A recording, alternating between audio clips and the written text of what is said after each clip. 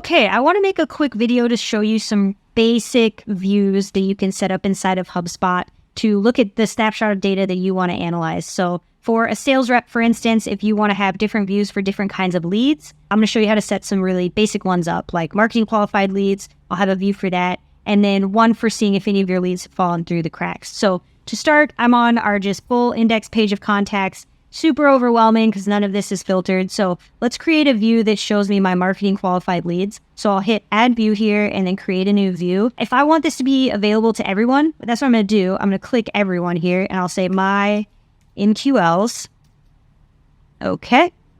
So I've got my view set up. So now let's apply those filters. So I want this to be for my sales reps in this situation. So let's do the dynamic me so that whoever's logged in will see the leads in their name.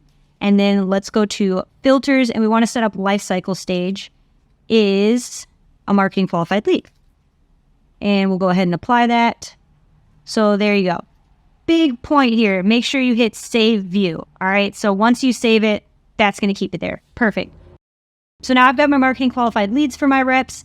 And how about we set one up to show which ones of their leads have previous activity, but don't have a scheduled next step. Probably important to make sure those don't fall through the cracks. So once again, let's add a view. We'll create a new view and let's call this no next step. Make it available for everybody. Okay, we'll do contact owner again. Perfect. Now let's jump back into the filters and let's do some activity filters. So last activity, we want leads that do have a last activity. So last activity is known. We'll apply that.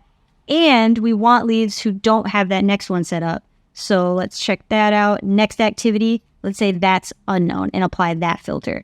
Okay, hit save view. There you go. So now your reps can go in, they can open up these views. It's going to show them their leads. It's going to see, they're going to see all their MQLs. They're going to see all of their leads that don't have a next step. This is just one or two very simple ways that you can use views. There's a lot of great ways to do it to make sure that you're on top of your leads, but hopefully this is helpful for someone.